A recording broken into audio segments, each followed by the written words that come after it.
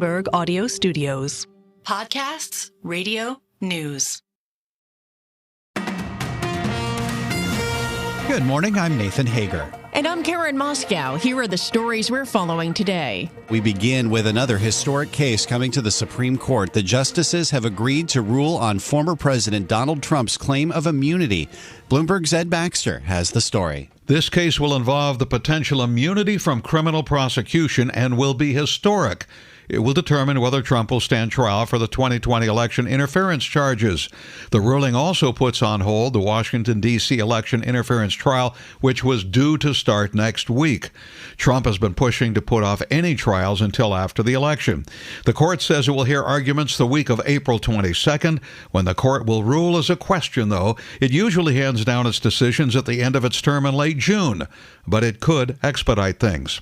Ed Baxter, Bloomberg Radio. All right, Ed, thanks. Well, in another legal battle involving the former president, an Illinois judge has barred Donald Trump from appearing on the Republican presidential primary ballot. That marks the third state to impose such a ban on the former president for his role in the insurrection at the U.S. Capitol on January 6th. Now, this is just breaking on the Bloomberg. Karen, a new poll on the presidential election. It appears even those voters who support President Biden are concerned that he may be too old for the job. Bloomberg's Amy Morris reports from Washington. The Bloomberg News Morning Consult poll finds swing state voters across nearly every major demographic group describe President Biden as too old. Even among those who say they plan to vote for Biden in November, 7 in 10 are concerned about his age. Almost half of respondents say Republican rival Donald Trump is too old, but Trump is also facing his own vulnerabilities, with most saying the GOP frontrunner is dangerous. As many as half of swing state voters say they would not vote for Donald Trump if he's convicted in a criminal case.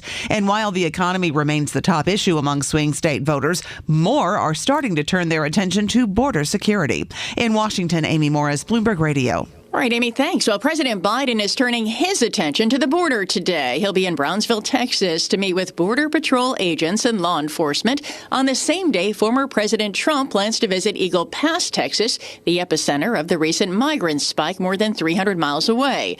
Larry Sabato with the University of Virginia Center for Politics says President Biden knows the border issue is a political weak spot. The Democrats haven't focused enough on the border. And so Biden is going to have to make his case at the border repeatedly. And he's got a new weapon to use. The fact that House Republicans killed the bipartisan bill that would have addressed most of their concerns.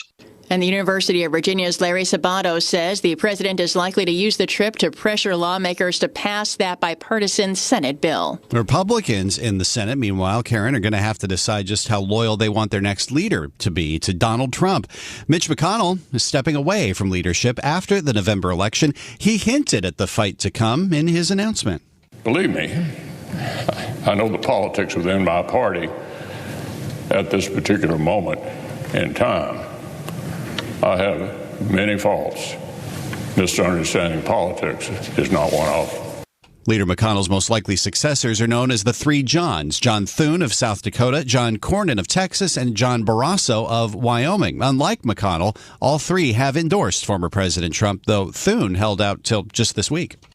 Well, Nathan, another partial government shutdown is a step closer to being averted. Congressional leaders struck a last-minute deal to provide one more week of funding after this Saturday's deadline and keep parts of the government funded through the end of September. Other agencies, including the Defense and Homeland Security departments, would still face a shutdown deadline of March 23rd.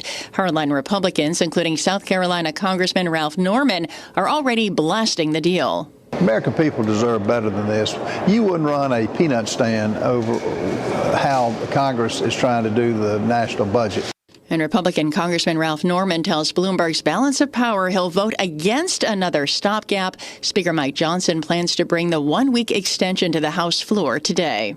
Turning to the markets and the economy now, Karen. Futures are headed lower ahead of a key report closely watched by the Fed. The core PCE deflator, the Fed's preferred gauge of inflation, is due out at 8:30 a.m. Wall Street time. Let's get a preview now from Bloomberg's Michael McKee. Markets have finally come into alignment with the Fed, betting on 3 rate cuts this year. That's after consumer and producer price inflation came in hotter than expected in January, suggesting the central bank needs to keep the economy's brakes on. Today, we get the Fed's primary inflation indicator, personal consumption prices, based more on what people actually are buying each month. Unfortunately, it's forecast to echo the other price numbers, rising more than expected for January. Some analysts think it could rise as much as 0.5% after increasing just 17 basis points last month. That kind of result may increase speculation Fed officials might adjust their own rate forecast at their March meeting. Michael McKee, Bloomberg Radio. All right, Mike, thanks. Well, as we await the PCE deflator data, an email regarding another economic report is causing confusion on Wall Street. We get the latest from Bloomberg's John Tucker. John. All right, thanks, Karen. The number crunchers at the Labor Department sent out an email to a group of super users and then tried to retract it. It suggested a surge in owner's equivalent rent that showed up in the CPI was caused by an adjustment to how components of the index are weighted. The adjusted weights could keep readings on rents elevated through the first half of the year. With a pop in owner's equivalent rent, that was a major factor behind the strength of the overall January CPI figure. That surprised just about everybody. Those higher than expected CPI numbers have been cited by Federal Reserve officials as a reason to delay interest rate cuts.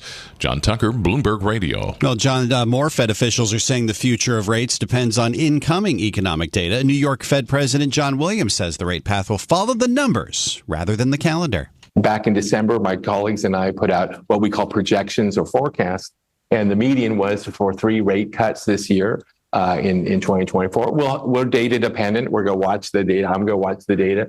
A sign of success to me is that, with inflation coming down and the economy so strong, that we can, be thinking about doing that, I would say, later this year. And those thoughts from New York Fed President John Williams were echoed by Boston's Susan Collins and Atlanta's Raphael Bostic.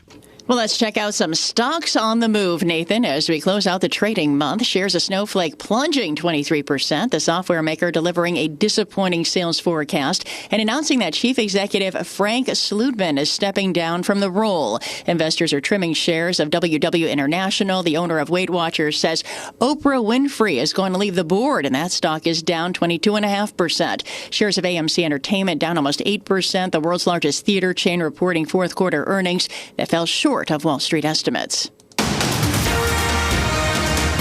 Now with a look at some of the other stories making news in New York and around the world, we bring in Bloomberg's Michael Barr. Good morning, Michael. Good morning, Nathan. A series of wildfires in Texas covers an area larger than the state of Rhode Island.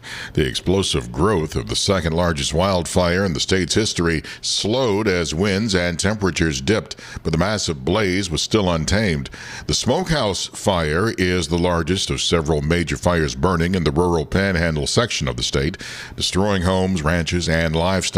One fire swept through the town of Canadian. Nim Kidd is with the Texas Emergency Management Division. And we don't want people going back if the evacuation orders are still in place. I believe this fire will grow before it gets fully contained, yes. So far, an 83-year-old grandmother is the only confirmed death. Just a day after dozens of migrants were discovered living in the basement of a Queens furniture store, more migrants were found at another furniture store in the Bronx.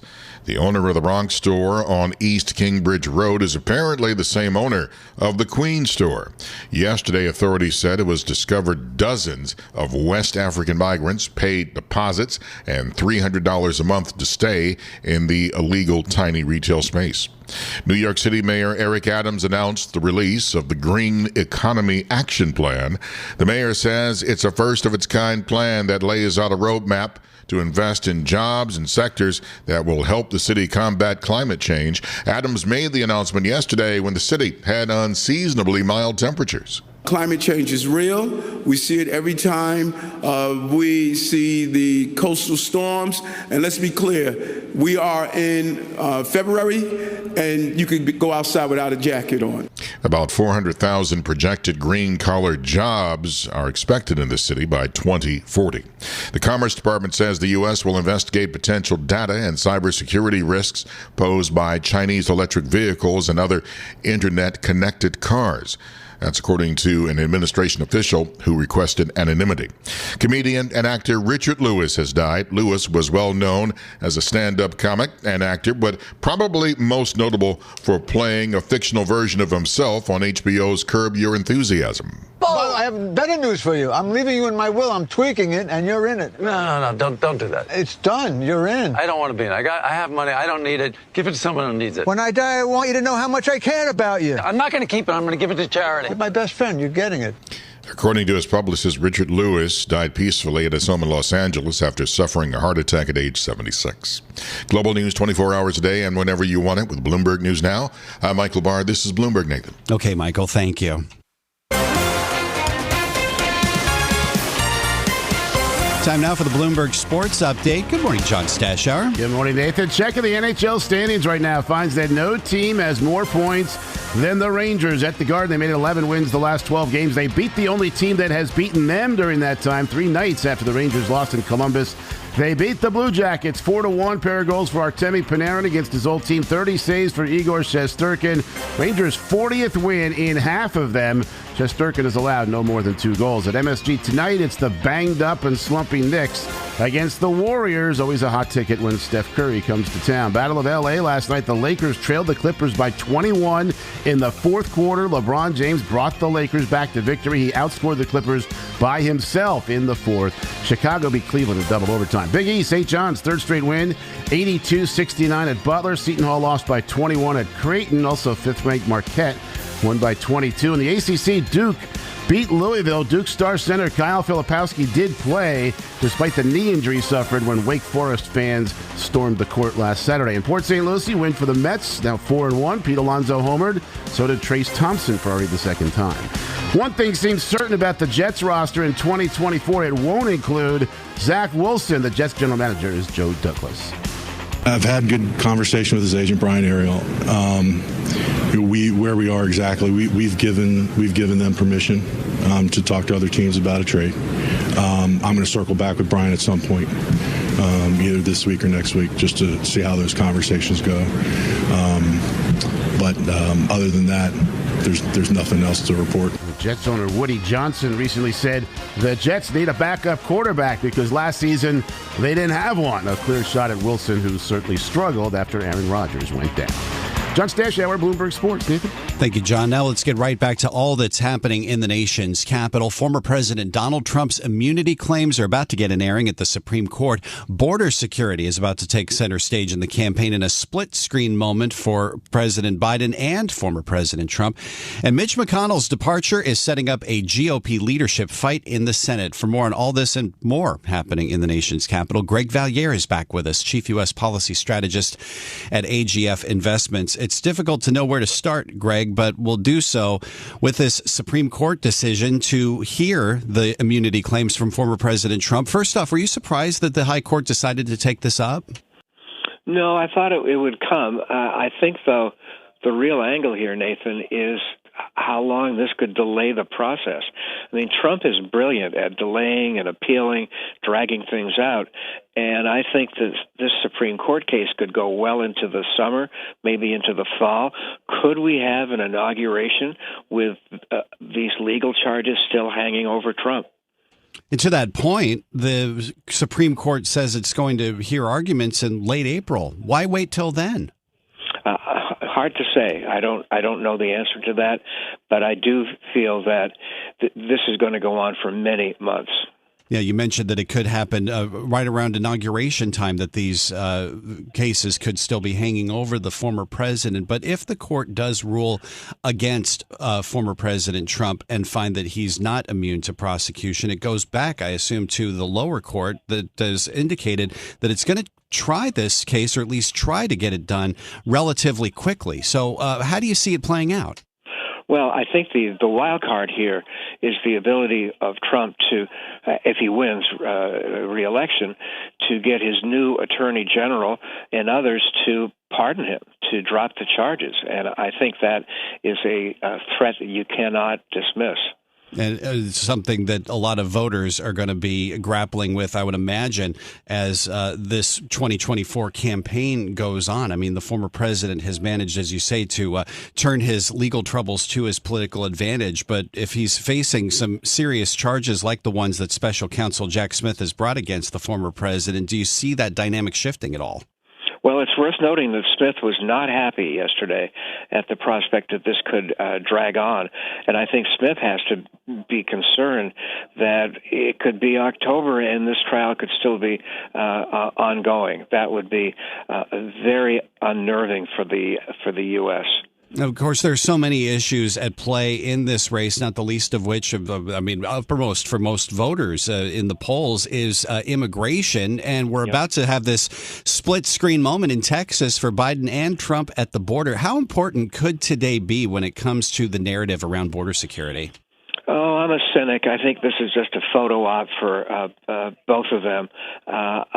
You'd love to see some progress toward reviving the deal that died a few weeks ago, but I don't see it. I think both parties will keep immigration as a political issue for the fall election.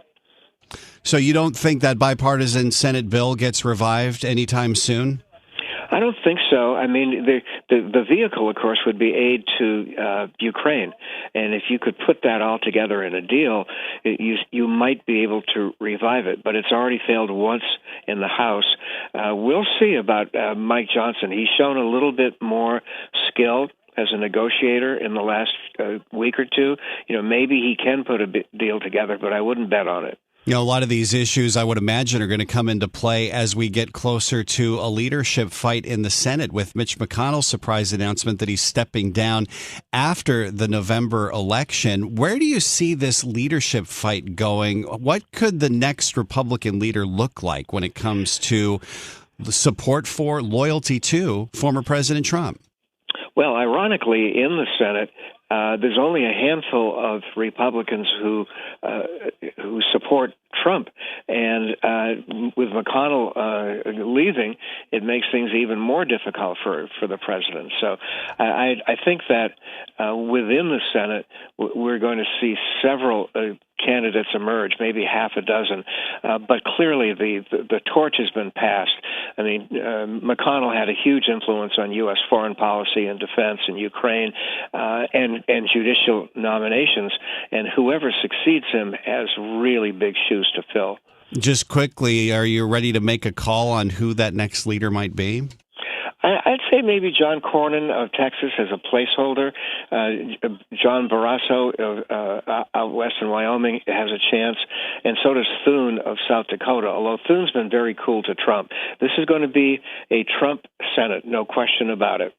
Okay. Greg Valliere, comprehensive roundup of all that's happening in the nation's capital. Greg, thanks again for being with us, Chief U.S. Policy Strategist at AGF Investments. Now we want to go even deeper on the dynamics driving this presidential campaign. In the results from our latest Bloomberg News Morning Consult poll of voters in swing states that'll be key in deciding the 2024 election. For that, we're joined by Bloomberg national politics reporter Gregory Cordy. And Greg, just to take a broad view of this poll, it seems like the choice that most swing state voters say they have in a likely rematch between President Biden and former President Trump is, do I choose the guy who's too old or the guy who's too dangerous?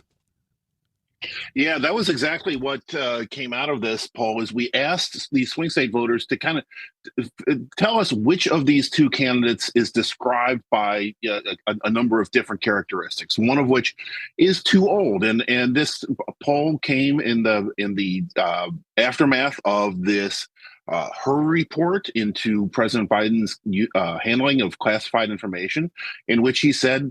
He characterized Biden as an elderly man with a poor memory, and that really resonated with voters across every single demographic group in our poll. And we have 105 different crosstabs in this poll. Every single one of them said Biden is too old, 82% overall. And that's just a stunning number. The Americans who don't agree on much agree on that. And then a smaller number, but a significant number, about 52% say that former President Trump is dangerous, and so very strong personalities and very strong and calcified opinions that Americans have of these two men. And it gets to sort of the dynamic that I think we've talked about playing out in this race for quite some time, that when it comes to President Biden and former President Trump, it seems like most voters have more negative opinions of these two frontrunners than positive.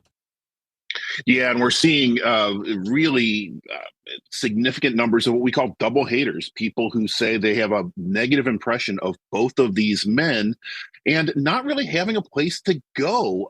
We do see that Robert F. Kennedy Jr. continues to get, a good amount of support, not enough to win or perhaps even make a difference in any one state, but there is possibility of a third party candidate still out there. But across these 7 swing states, former President Trump still leads Biden an average of 5% across all the states, and in each and every one of them. Some are within the margin of error, some not, but Trump's lead over Biden has been pretty consistent in every poll that we've had in the 5 months so far. Yeah, I know we've talked about some of the issues that voters are thinking about as well in these polls that we've done over the past several months. We've seen immigration sort of rise to the top. Is that still the case now? Yeah, well, immigration hasn't risen quite to the top yet. The economy is still the number one issue. It goes back to, what James Carville said during the Bill Clinton's 1992 campaign. It's the economy, stupid. It is still the economy. But as the economy slowly gets better, and we're starting to see that, the percentage of Americans who say the U.S. economy is on the right track has gone up since last October.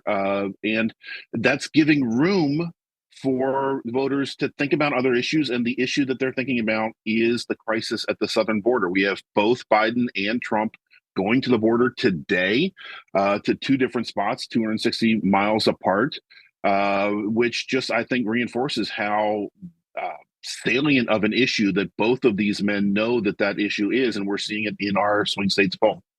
And as far as the horse race goes, just to get down to the numbers, I think last month we'd found that Trump was leading Biden in all 7 swing states that we poll. Has that changed in this current tally?